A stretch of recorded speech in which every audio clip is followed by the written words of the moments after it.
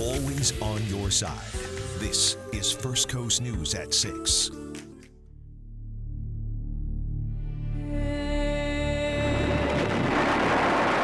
Shock troops move in for the beach assault.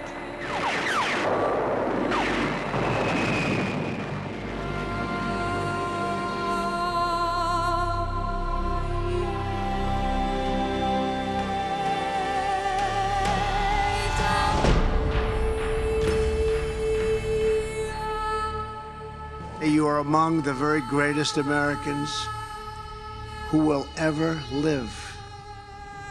You are the pride of our nation.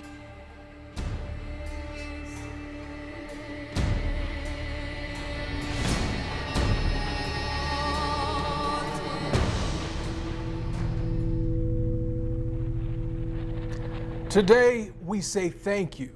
The world says thank you to the thousands of brave veterans who stormed the beaches of Normandy 75 years ago to liberate Europe from Nazi Germany. Thank you for being with us this evening. I'm Anthony Austin. And I'm Jessica Clark. D-Day was a ferocious battle between good and evil. The mission in Normandy, France, was a turning point in the fight against Adolf Hitler and the spread of Nazi Germany. But the battle came with a hefty cost. 2,500 American troops died during that invasion. And tonight, First Coast News is honoring our heroes. We're the only local station in France bringing you team coverage from the beaches of Normandy. So we begin with our Jeannie Blaylock, who introduces us to a D-Day veteran. Herb Griffin is 93 years old. He was 19 at the time of the invasion. Tonight, he talks about landing on the blood-soaked beaches of Normandy and the one special gift he kept with him through the battle. Well, good evening from St. Marie du Mont and a town just off of Utah Beach. And we've seen all the ceremony today from the cemetery. Jeannie and I had just been there first for us, in fact, and to see it's life-changing. Yeah, I kept thinking about our young men running into machine gun fire. And I just stood there in awe and I thought, that level of bravery, I could never achieve that. But we also want to recognize the Veterans Day. We're in France, but we have a direct link back to Jacksonville. There's a gentleman right now watching. His name is Mr. Griffin. And Mr. Griffin, I just want to tell you, you fought on Utah Beach, and you're allowing me to have the honor to share your story tonight. Whatever say, ding, ding. I had no idea I'd get out alive. All those bullets. But also this sound, seared in his mind. I bet that's important to you. It is important. And you know what this for, don't you? No. Well, to explain, we go back. My name is Herbert Griffin. I'm in the U.S. Army, 79th Division, 314th Infantry Regiment. It is D-Day 1944. We were throwing up on the floor and on each other. And you can see that water splashing over the side. We're standing up all the way to France. Then on Utah Beach. There wasn't no place to go. We were wide open. We're sitting ducks out there. Mr. Griffin wouldn't talk about it for years. They called me a hero. Not me. I ain't no hero. I was just one of the many thousands that was there. But he earned his honor. This is a Bronze Star. And this, his Purple Heart. Doctors wanted to amputate his arm. I never begged nobody like that. I said, please don't do it. I'll do anything you tell me to do, but don't do that. And they didn't. And how he even survived D-Day. I don't know how I did it. But he likes to talk about this. To wear it up here, see the cover on it? Oh, it's metal. Yeah. Yeah, protect you if a bullet hits you up there. His Bible, a gift. This is to Herbert Griffin with love on his 19th birthday, Mom and Dad. And this gift from his parents never actually stopped a bullet, or, he says, The good Lord. Maybe it did. And now for the 75th anniversary of D-Day, he wants to leave a gift in Normandy. I'd like to have it out front. His message on this cross, all in one word, freedom. I want to tell them to appreciate the freedom that we enjoy and love America. And to honor the fallen, the guys he knew who saved our freedom, he wants me to put this little cross on Utah Beach. But I want to see that happen. I promise you, I'll do it for you. From age 19 to age 93. I love my country. What an honor to see Mr. Griffin still so proud to be an American soldier. Oh, yeah, very nice. Very nice. Well, Mr. Griffin, I want to keep my promise to you, so let me show you what I did. I took your cross to Utah Beach, and we set it down right there by the water's edge. And I just thought about you, just pondered what you did. And again, it just doesn't seem like enough, but Mr. Griffin, thank you. Thank you very much. God bless you, sir. And coming up next, as we continue our coverage of the 75th anniversary of D-Day today from Normandy, we're going to take a look at all the events of today and all the folks that we've spoken to, a real look at what this day meant 75 years ago. And our coverage of the D-Day 75th anniversary will continue in 13 minutes. I know a lot of you are enjoying this coverage from the beaches of Normandy. Our coverage in just 13 more minutes. Now to a developing story that we're following here at home on Jacksonville's west side. A woman killed in her own home, and tonight her family says they know who did it. On your side's Nick Perot joins us live from the neighborhood where it happened. Nick? Yes, well, Shirley Blakely's family tells me it's what Shirley did in her final moments that makes them believe they know who was inside this house that killed the 54-year-old mother of two. When my brother found her and she was dying, she was taking her last breath, and all she could do was point the wall going next door, and bam. That's all she could say, bam. That's how we knew who had did it. Shirley Blakely's daughter, Kayla, is referring to her neighbor's son, who her family only knows as Bam. Kayla told us Bam believed Shirley had cursed him because she would listen to religious music on her porch. The markings you see near the window, Shirley's family believes, came from Bam shooting at the house Sunday. Her family had people stay with her the next few days for safety, up until Wednesday night when her husband Michael went to work. That's when Shirley's family say Bam hopped the fence, broke the back bedroom window, and stabbed Shirley 7 times. A relative recalled Shirley hollering just before midnight when she was on the phone. Her son found her on the floor, pointing next door. I just don't want people to blame the family next door. It's not their fault. They didn't have nothing to do with it. He's at fault.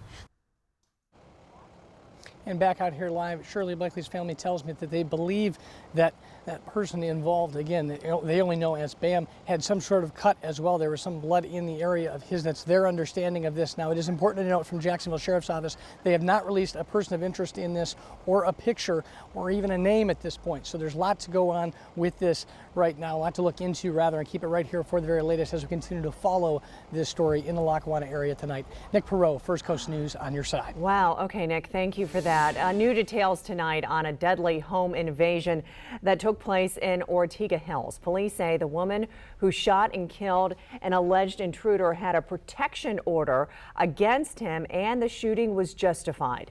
This was the scene last night at the Mission Springs Apartments. Police say the suspect, later identified as Brandon Johnson, was the victim's estranged boyfriend. Court records show Johnson and the victim had been in court for domestic violence issues, and a temporary injunction was in place to protect her and her children.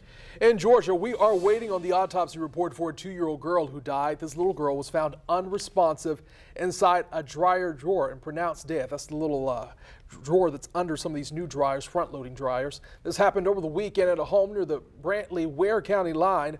Police say the little girl's mother was sleeping and she did not find the girl until the next morning. A preliminary report reveals the 2-year-old died from hyperthermia.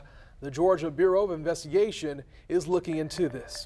This just in, several Florida communities, including right here on the First Coast, are fighting a possible outbreak of the mumps. Eric Alvarez is on your side tonight, joining us in the newsroom with more. Eric.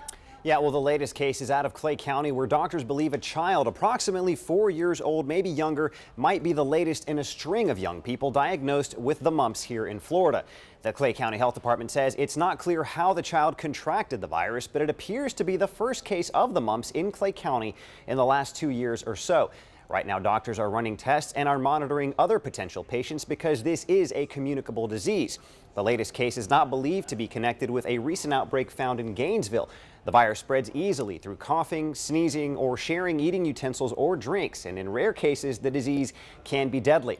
That's why parents are urged to be on the lookout for pain and swelling in the cheeks and jaws, as well as low-grade fever and headaches. The CDC says outbreaks have been known to happen even in populations where people are vaccinated. Live in the newsroom, Eric Alvarez, First Coast News, on your side. It is concerning. Thank you, Eric. Yeah. A family pet dies in March, and 3 months later, the family says they have yet to bury their pet. Coming up, new at 6, the major mix-up at a local animal hospital that delayed the burial. Plus, our D-Day coverage continues after this break with a special report from Jeannie Blaylock and Lou Turner in France.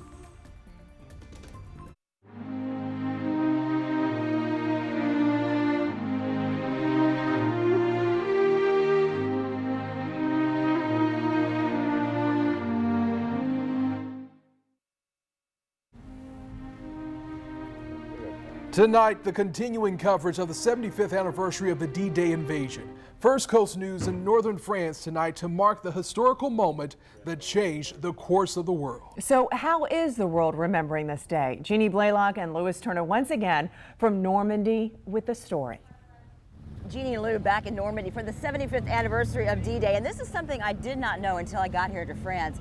I didn't realize outside of the incredible somber ceremony at the American Cemetery, what happens in France on D-Day. I mean, there are thousands of people who stop to pay respects to America.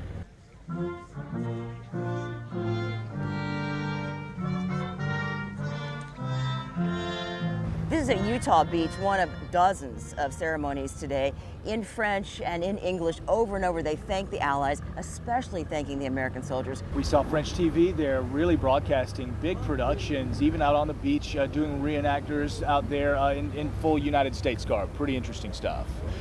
Now, we've met all kinds of people during our trip, Jeannie, and throughout the whole course of it, the theme has been a sense of thankfulness and a sense of understanding the sacrifice. Just kind of a look at what everyone we've spoken to has had to say about it.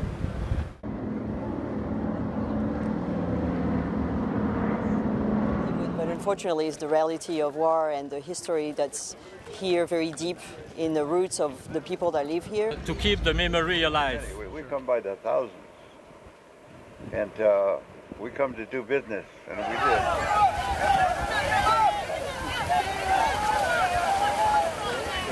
To honor their sacrifice, but this is the only place where you can feel what you feel right here.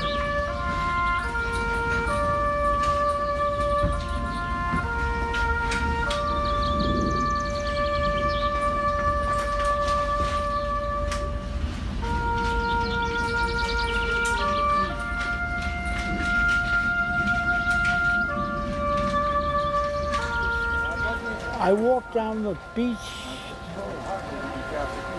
after the day was over and they were burying people already. That was very hard. What you saw was the remains of a young guy who was fine a few hours earlier. That bothers me even to this day,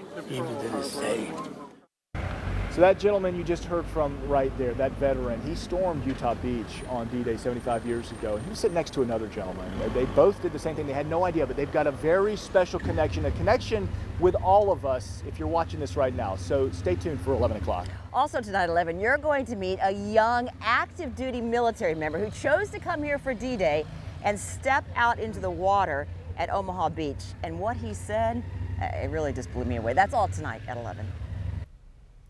Our coverage on the 75th anniversary of D-Day continues right now on our Facebook page and our website, firstcoastnews.com. You can also share your photos and memories of your loved ones who fought during D-Day with us using the hashtag D-DayFCN. We would love to hear from you.